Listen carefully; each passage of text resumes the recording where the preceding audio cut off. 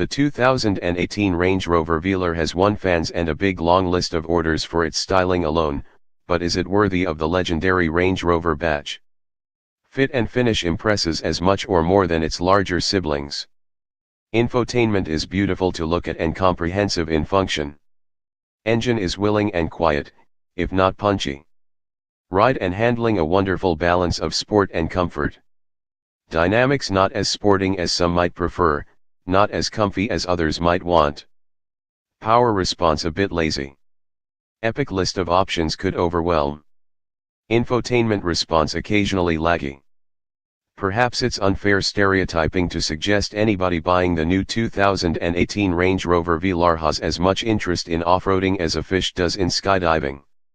Indeed, the same is already said of those buying any of the brand's properly proven off-roading models, but, there it is. After all, the terms Touareg tractor and Balma bulldozer didn't come up by themselves. So, when Land Rover told me I'd spend more than half of the Velar's one-day Australian launch event in environments most buyers are unlikely to enter, it was clear the British SUV brand was out to prove the car's mettle.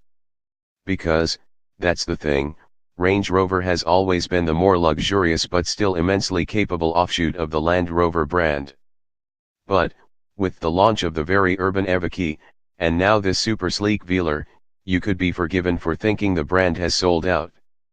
But, just as Porsche maintains that its Cayenne and Macan are genuine sports models despite their jacked-up designs, Land Rover is resolute the Velar is still plenty capable of hauling you over all manner of hills. As we found this week on the Australian launch event, it is. But we'll come back to that. Entering between the small Evoque and the large Sport, the mid-sized Velar arrives initially with a 42 variant lineup, yes, really, priced from $70,300 and reaching all the way up to $169,150, before on-road costs, for the more expensive of two first edition specials, which will be available until around March next year. As is the Jaguar Land Rover way, the breadth of optional extras available for the Velar, which makes just about every feature available on just about every model, could have buyers up all night. Still, the company tells us its customers prefer this freedom, and the most common approach is to choose a few combo packs and then add some extras on top. Easy. There are 4 models in the family, all of them all-wheel drive. The range starts with the eponymous Velar and climbs through S and SE to the top shelf house. Along with 6 engines and a wealth of packs and options to choose from, each grade comes in 2 core flavors, Standard and R-Dynamic, the latter adding a subtly more sporting look inside and out. For a more in-depth look at the standard features of each model in the range, take a look at our pricing story. At launch, we drove the SE trim grade, priced from $109,950, before on-road costs.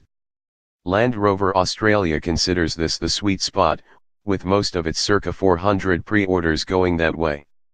The SE's list of standard features is long, but standout items include 20-inch alloy wheels, matrix LED headlights, deployable flush door handles, Navigation Pro, 825W17 speaker Meridian surround sound, and a powered gesture tailgate. Also standard on all models is the Touch Pro Duo infotainment system, which pairs 2 high-resolution 10-inch displays in the center console, stacked vertically to do away with the majority of physical controls usually found in that space.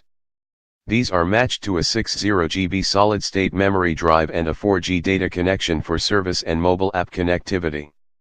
Standard safety includes autonomous emergency braking, up to 80 km per hour, lane departure warning, assistance is optional, rear view camera, 360-degree camera, rear cross-traffic monitor, blind spot monitoring, and a driver condition monitor. There are 6 airbags, driver and passenger airbags, side airbags that deploy from the front seats and curtain airbags spanning the front and rear seats. Note, though, the Velar has yet to be given an NCAP crash safety rating. Like all Land Rover models, the Velar is covered by a 3-year /100,000 km warranty, which, although bettered by a number of volume-selling brands, is about par for premium brands. Free roadside assistance is also provided over that time.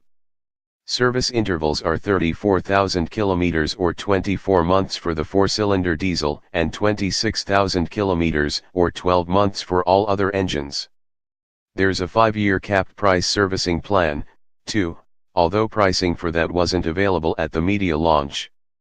It's expected to be confirmed when the Velar officially goes on sale on September 22.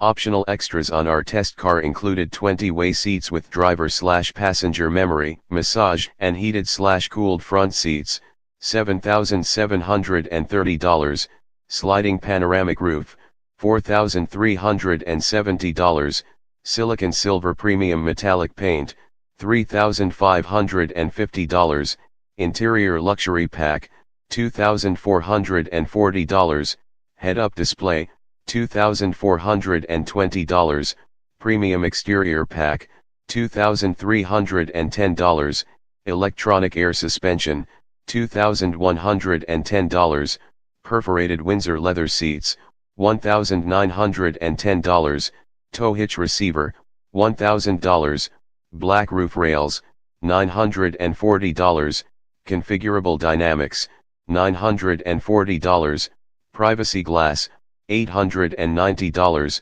electrically adjustable steering column, $890, all-terrain progress control, $640, premium carpet mats, $640, solar attenuating windscreen, $560, configurable ambient interior lighting, $540, satin blonde linear veneer, $440, and terrain response to, $430, all bumping the total to $135,700 before on-road costs.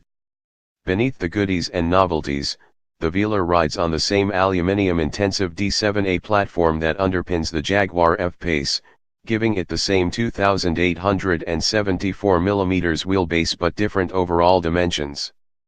There's 558 liters of storage with the rear seats up, the F-Pace offers 650, and a standard space-saver spare. A full-size spare can be optioned, $1,020, but you'll lose some space if you do. There's also 40 hours 20 minutes and 20 seconds split-fold rear seats, and storage grows to 1,731 liters when you lay those flat. The interior of the Velar is, just like its larger stablemates, a beautiful place. Truly. Materials are a mix of leather, both real and artificial, along with suede, aluminium, and more. As you'll have learned, the options seem endless. Fit and finish is appropriately neat. Even the curved, optically bonded resin surface of the two infotainment screens has an incredible visual depth to it, making the interface appear as though it's set far beneath the surface without robbing it of any sharpness, clarity of responsiveness. As with many new premium cars, the latest version of Land Rover's infotainment system can be confusing, and you'd be wise to set aside an afternoon to familiarize yourself with the myriad functions, menus, screens, and controls. It can at times feel slow to respond, but, overall, Touch Pro Duo is an impressive interface well suited to this gadget nerd's tastes. Whether it will appeal to buyers who might prefer conventional switches and dials, however, is the question. Interior space is good, even with the tapered roofline, and legroom in the rear is likewise comfortable, although passengers taller than this 5'9/175 cm rider will feel a little more snug. Seats in both rows are comfortable, although the front pews can at times feel less than supportive in the sides, with a wide design matched to relatively compact bolstering. Another small debit, the exterior door handles, yes, the supercar-like ones that sit flush with the body when not in use, are plastic, rather than metal or aluminium. As a key touch point, this served to slightly diminish the premium feel promised by the Velar's good looks, even if this was allayed once inside. Powertrains available from launch include 3 diesel and 2 petrol options, with a third petrol mill to join the range from December. Those include 132 kW/430 Nm D180 and 177 kW/500 Nm D240 versions of JLR's 2.0-liter four-cylinder Ingenium turbodiesel engine, with a bigger 221 kW/700 Nm D300 turbodiesel to headline the oil burner end. On the petrol side, there's a 184 kW/365 Nm P250 2.0-liter Ingenium unit, joined by a 280 kW/450 Nm P380 supercharged V6. A second P300 version of the 2.0-liter Ingenium will enter between those two later this year, offering 221 kilowatts and 400 Nm of torque. At launch, I briefly drove the supercharged V6 petrol P380, but spent most of the event with the D240 diesel. As Tony noted in his international launch review, the P380's heart is getting on, and while it's quick, it isn't bristling with angry intent. Let it off the leash, and it'll make a good go of hitting a gallop, but there's no sense of a snarling bite, as one might desire to find in a flagship model. Catch Tony's review here. The D240, a newer unit and part of Jaguar Land Rover's new Ingenium family, is a four-cylinder, twin-turbo, 2.0-liter diesel. Producing 177 kilowatts of power and 500 Nm of torque, this mill, along with the bigger 221 kW/700 Nm V6 D300 diesel, has so far shared a majority of orders for the Velar. A less powerful 132 kW/430 Nm version of the 2.0-liter engine is also available as a price leader, in the form of the D180. For a diesel, the D240 is a relatively quiet unit. In this rider's case, the softened thrum helped allay the niggling, if not entirely reasonable, sense that yet another diesel in yet another sports-styled car would yet again seem juxtaposed. It's on the move that the engine is at its quietest, of course, and it's still overall noisier than the bigger 6 in the D300. But, in all, JLR has done a respectable job on refinement with this one. Matched to a ZF-sourced 8-speed automatic, the D240 tune has solid mid-range urge, although response to a good whack on the accelerator is notably slow, taking a moment, or two, to shift down. Likewise, launching from standstill can feel achingly delayed if you were planning on a quick getaway at the line. Of course, switching to sport mode will sharpen responsiveness, pre-preparing the system for intentful driving. When the engine management system does at last deliver, torque is genuinely meaningful, if not monstrous. Available from 1500 rpm, the D240's 500 Nm of torque won't force you into your seat back, but it should never leave you concerned that quick overtaking isn't in the 1,840 kg Velar's repertoire. Need more oomph? Consider the 221 kW/700 Nm D300. A very brief spin in that model, and through our experience with the related F-Pace, shows that unit to be smooth and effortlessly muscly. The D240 is around 120 kg lighter than the D300, though, and that difference at the front end, along with the surprisingly low-slung design, makes it a more dynamic drive. It's not as taut as its F-Pace counterpart, it will lean more when pushed in corners and steering feedback isn't as present, but it's also less specifically focused on plush luxurious touring than its big brothers. That's not to say the Velar doesn't cover both bases well, although it must be noted that all models at the launch event were aided by air suspension. This setup isn't available on entry-level D180 and P300, which make do with the standard steel springs, but it's a $2,110 option on D240 and P300, and standard with D300 and P380. On the highway, the Velar will still lope along gracefully, moving you in comfort and with no mistaking that you're in anything other than a new offering in the Range Rover family. Still, there is no doubt that in delivering sportiness, the Velar's firmer ride, even in comfort mode, means you'll find just a few more of the bumps and ripples on B-grade roads than you would in the bigger Range Rovers. The Velar can also be had with Land Rover's terrain response system, offering settings for different surface conditions and driving preferences: eco, comfort, grass, gravel, snow, mud, ruts, sand, and, on our dynamic models, dynamic mode. Each mode tweaks engine, transmission, all-wheel drive, suspension, and stability control to suit the environment. As for fuel consumption, our display read 9.6 L/100 km after the first day's mixed urban, highway and off-road driving. The following day, more a return trip to the airport than anything else, saw the number dip to 8.4 L/100 km, after a couple of hours in highway driving.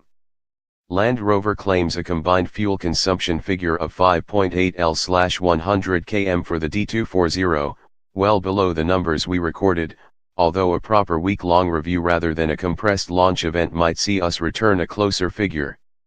Now, that promise of off-road ability.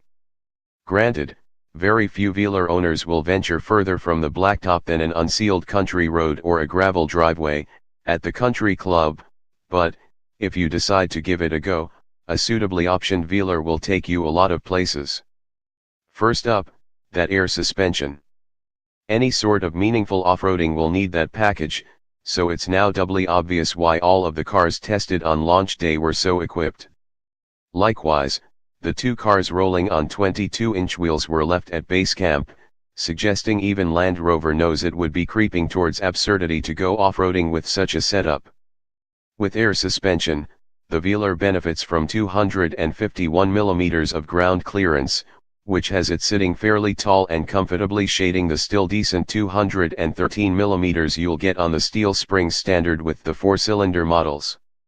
Likewise, the Velar's approach angle of 28.89 degrees, breakover of 23.5 and departure angle of 29.5, are just about in the realm of 4x4 Ute numbers. A weighting depth of 650 mm is available with the air suspension, dropping to 600 mm without. We did a couple of creek runs, crossing and following, although none took us any deeper than the bottom of the doors. Dare we try a deeper run? We'll see if JLR will play along. There's no low-range transfer case like you'd find in a proper off-roader, though, and the 4-cylinder models can't be had with the active rear diff lock available to the 6S. Regardless, our D240 tester got along just fine on some properly steep sections, going up confidently and coming down neatly with the standard fit hill descent control. Now, look. Although steep and loose, there was nothing scary about Land Rover's chosen off-roading course. No gaping holes to skirt, no giant rocks or steps to negotiate around or over, no near vertical climbs or descents, nothing to get the heart racing. But, for a car this pretty and sporty, aimed at buyers who only ever want to know that they could head for the hills even if they probably never will, this drive was proof enough that Land Rover hasn't forgotten its priorities and its image. They've just evolved with the desires of a changing market, right? Land Rover says the Velar fills the white space between the Evoque and the Range Rover Sport, but it also fits, nicely, appropriately, not awkwardly, into a niche between the bigger Ranges and the Jaguar F-Pace, delivering a sporting feel and style without entirely compromising the image and ideals of the Range Rover brand. The simple truth is that the Velar is going to sell in handsome numbers, regardless of the details, because it's downright beautiful. Handy, then, that it's also a bloody good car.